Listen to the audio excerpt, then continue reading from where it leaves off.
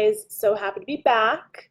Veronica here, astrologer, yoga teacher, Real Housewives historian, essential oils enthusiast.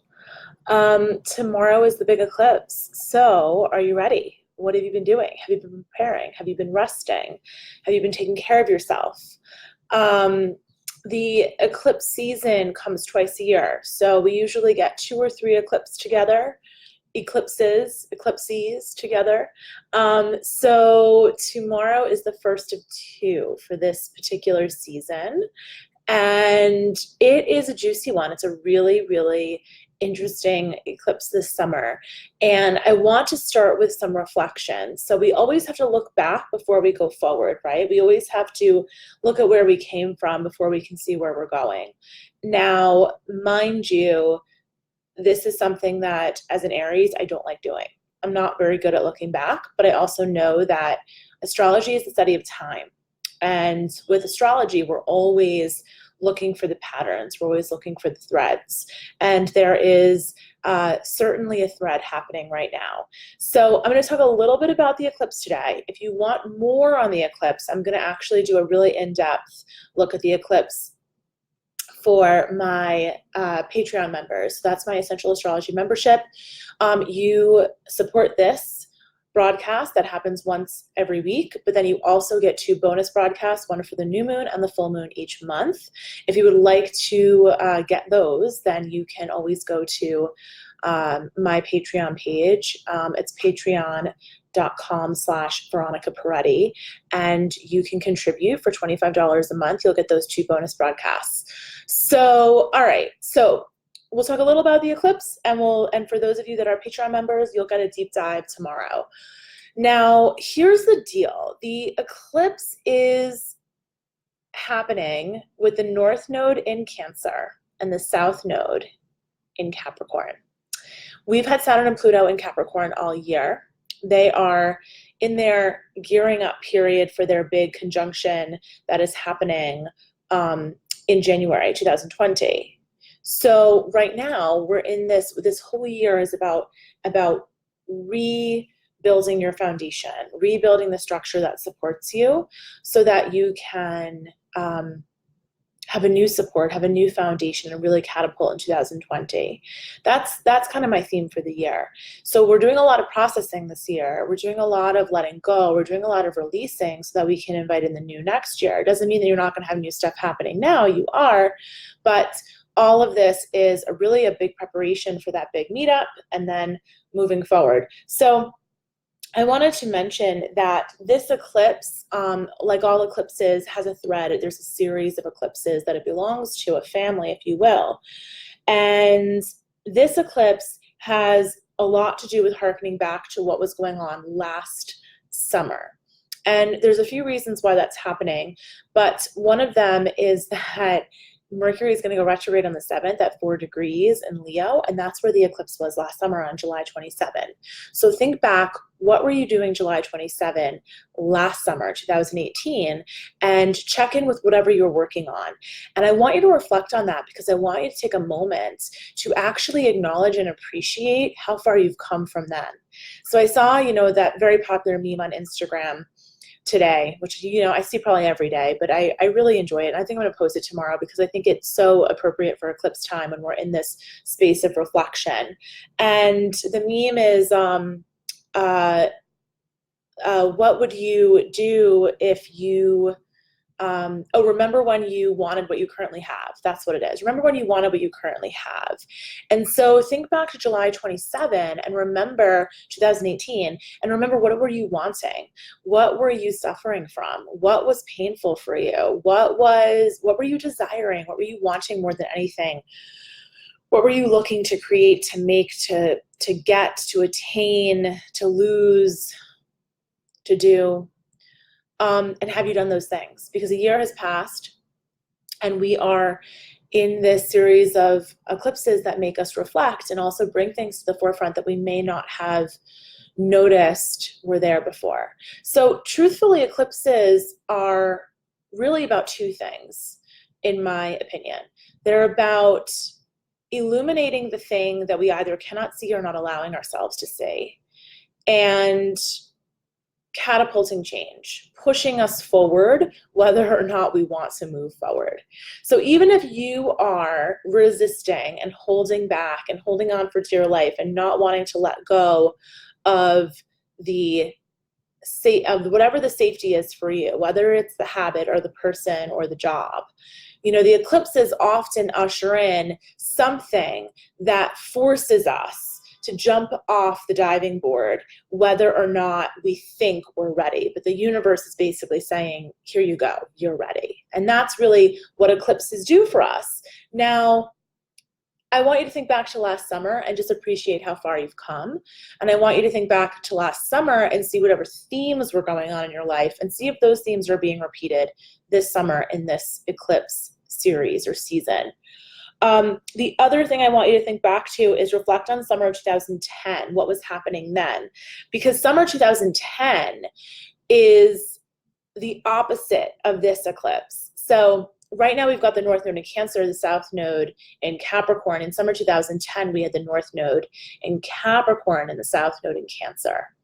And so what does that mean? That means that at that time we were looking at moving toward structures and things that restricted us, maybe. Saturn rules time. It rules architecture, grammar, the things that create the container for us. Cancer rules the family, the sense of nurturing and nourishment and honoring our emotions. And emotions don't necessarily fit in a container. Emotions don't necessarily fit in a box. They don't necessarily have an architecture. So Cancer and Capricorn are very different. Cancer represents the mother and Capricorn represents the father. And whether or not your mother or your father played those roles in your life, you just understand there's a certain universal energy to that. Just like the masculine, feminine, you might have had a father who played the mother role, quote unquote, or vice versa. But it's tapping into that energy of, Cancer is that nurturing, but it's nurturing in a really interesting way because Cancers get a bad rap. They get a bad rap for being super emotional. But the truth is, I know a lot of Cancer women who are fierce, right? And if you're a Cancer woman, you are like the mama bear of your tribe. You are loyal and you look out for your people. And so that is a lot of the energy that's happening right now because Cancer is about immediate family. It's about the people that feel like family, whether or not they're related to you by blood. And it's also about what feels like home to you because it rules your home. It's also ruled by the moon. And the moon changes every 2.5 days. So if Cancers are moody, we can't blame them because they're ruled by the moon. And for most of us, our ruling planets are not changing that often. So unless you're a Cancer. So, if they are a little moody, they have a right to be because their ruling planet is changing its energy every 2.5 days. And that is not so easy to live with.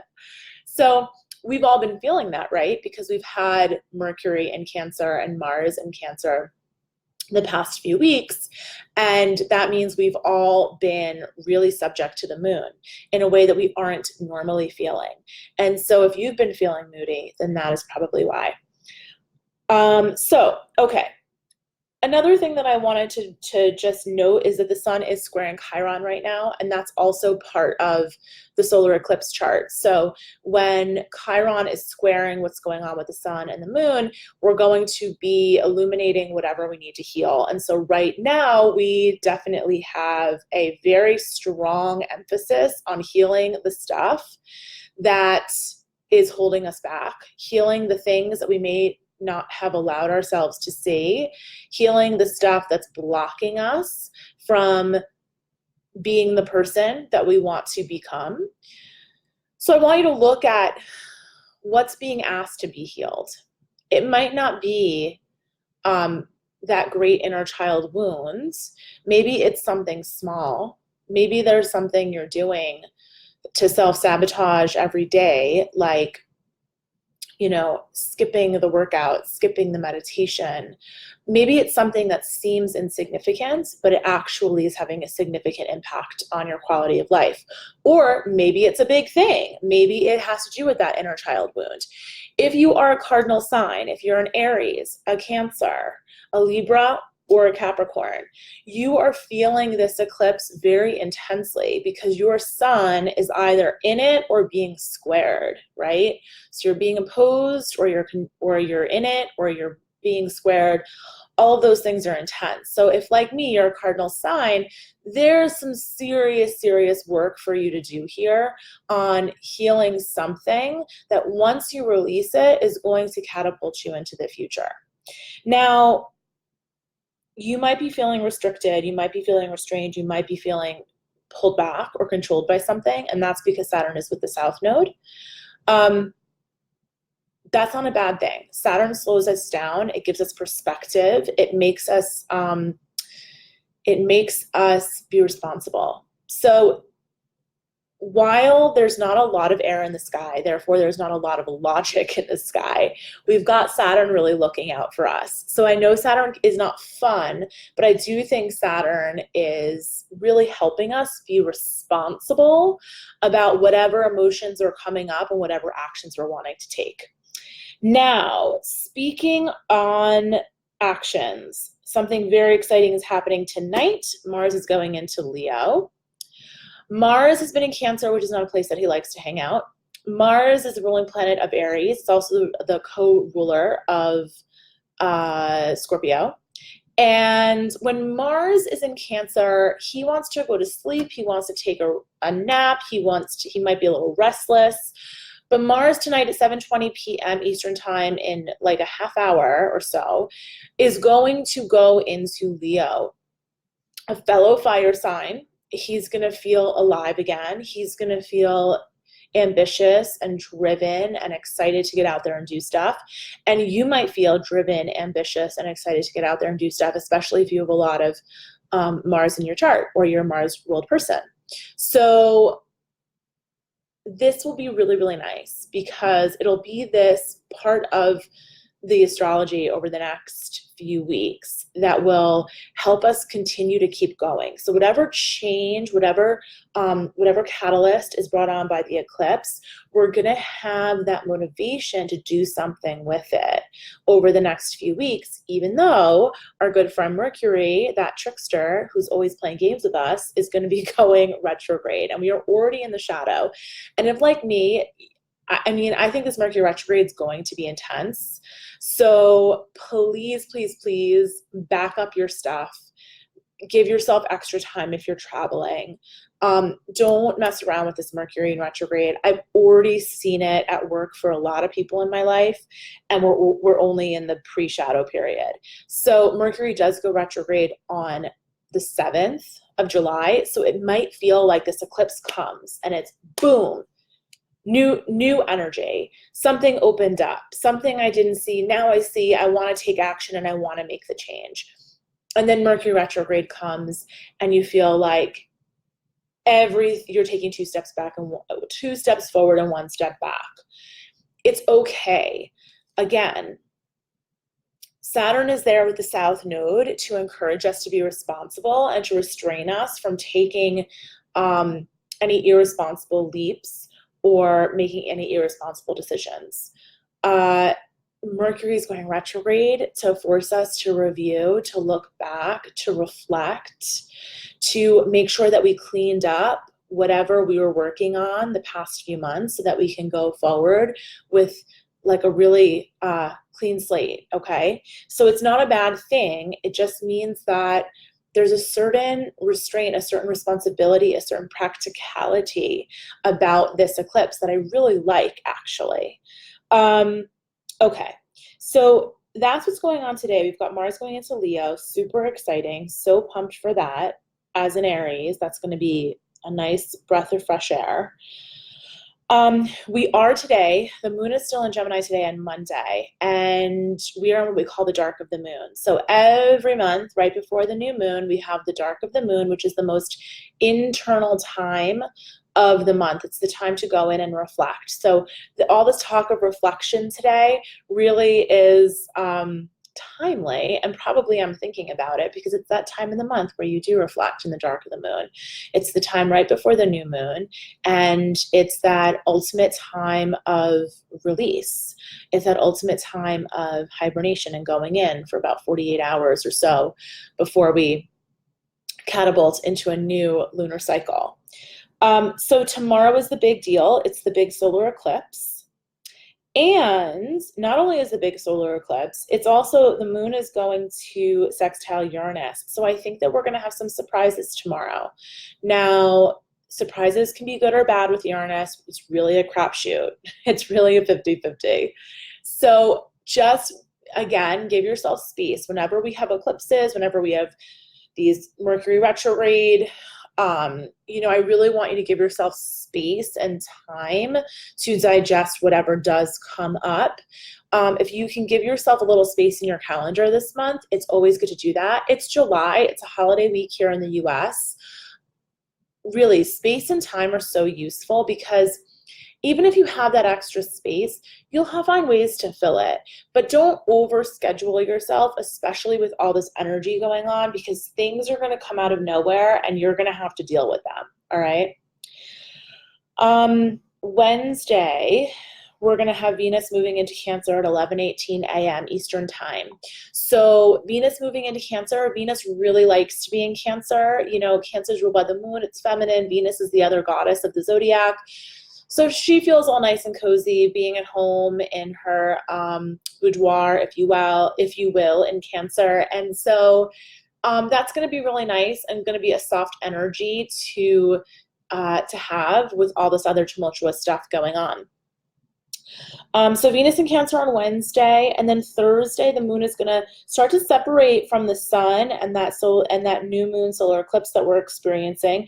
And on Thursday, the moon's going to meet up with Mars, Mercury in Leo, and it's going to square Uranus, which is going to give us a little jolt of energy. So I think Thursday, while it is July 4th, it could be a really fun day for you if you're out with friends. And if you take the day off and you want to do some work or be creative, I think it's a great idea if you don't necessarily want to do the barbecue pool day kind of thing, because it's going to be a great day to make some stuff happen. But of course, it is July 4th, and if you take it off, I do not blame you for taking the day off. Friday is going to have a very long void moon. So something else to note, this week we have some really long void moons. Pretty much all day, Monday, Wednesday, Friday, we've got long void moons, which basically means not the best time to initiate something new. So I wouldn't say launch your new program on a Monday or Wednesday or Friday this week, although, it's July 4th week, you're probably not launching a ton of stuff, but not a great day necessarily sign a really important legal document. Void moons are kind of like the moon is just taking a nap. That's how you can think of it. So we've got a long void on Friday. It's going to be a great day to stay home from work, binge watch some TV, go to the beach, all that kind of stuff. Really nice day to take off on Friday. Then Saturday, the moon's going to go into Virgo. And when the moon goes into Virgo, we really are interested in crossing the T's, dotting the I's, organizing, looking at the spreadsheets.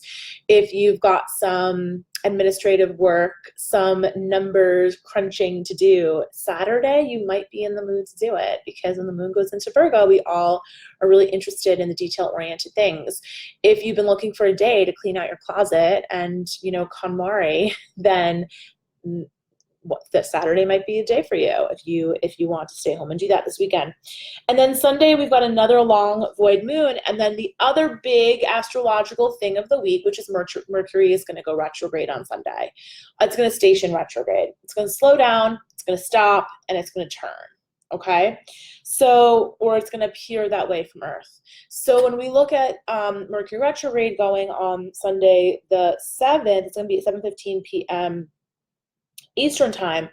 And what's interesting is that, as I said previously in this broadcast, it's going to be at 4 degrees Leo. So Mercury is going to backpedal through Leo, then go back into Cancer. And then once it starts to move forward, it'll go all the way through those Cancer degrees again, back into Leo, and then get on its way. Now that whole process takes a few weeks. So Mercury is stationing retrograde on Sunday. It'll station direct the very last day of this month. So we've got a good 3 weeks and a couple of days of Mercury retrograde, which really says to me that this is a great time for redoing. Mercury retrograde does not mean stay at home and don't do anything and pull the covers over your face and think the world is coming to an end. Mercury retrograde has been really demonized in pop culture. The truth is Mercury retrograde is just an invitation to slow down, to look at how you're doing things, to review it and see if you want to change course. It's a great time to edit. It's a great time to review your processes. It's a great time to reach out to old friends. Now, with all of this Cancer energy right now, Cancer, again, it rules immediate family and the people that feel like family and home. You might have people with the Mercury retrograde and the Cancer eclipse, you might have a lot of people reaching out to you right now and wanting to reconnect. And this is a great time to do it. You know, Mercury retrograde, there's no better time to make some space in your calendar and make some lunch dates and some coffee dates with old friends that you haven't connected with in a while. So there are great aspects to Mercury retrograde and things that we really should embrace. Now, you might have people that come into your life that you don't necessarily want to engage with. And that's fine too, but just know that they might crop up. Now, the eclipse, being in Cancer and Capricorn, if you've had your birth chart done, you can look at your chart and see what houses are ruled by Cancer and Capricorn. And then that will give you a good indication of what you're working on right now, this month, and over the next 6 months. Because eclipses do set the stage for the next 6 months. And if I look at my own chart and I look at where I was last July, this is a continuation of that story for me. So if you want to see what your story is, what story is being told in your life, you're not quite sure what the messages the universe is sending you are, then just let me know. I'd love to help you and do a reading, because if you do a reading for your birth chart at this time while the eclipses are in the air, it's a really profound time to tap in to where you're growing in your life right now, where the planets are pushing you to really make the changes. And so often, as you know, in this modern world where there's so much push for self-help and doing all the things and productivity, it can be overwhelming and you can feel like, oh my God, there's so many things I should be working on right now. But the astrology really, really tells us where we need to be working. You don't need to be working on everything at the same time. The astrology is going to tell you where you're meant to be growing right now and what you need to be focusing on. So if you're interested in knowing that, just send a reading for you, or you can go to veronicapreti.com/astrology and all the information is there. I'm going to sign off. I'll see you next week. Have a wonderful week. Really be mindful, give yourself space, and honor and reflect where you are now versus where you were a year ago when we had this eclipse season, specifically the eclipse July 27th. And never underestimate the power of reflection and taking the time to just look back at where you were, honor how you felt, honor how you feel now, and just know that this eclipse is going to push you in a direction that you need to go, and lean into it. Enjoy the ride. Don't resist it.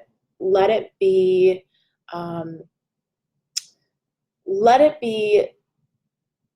a wave that you ride, not a wave that you fight against. I guess that's what I want to leave you with. So have a great week, and I will see you soon. Bye, guys.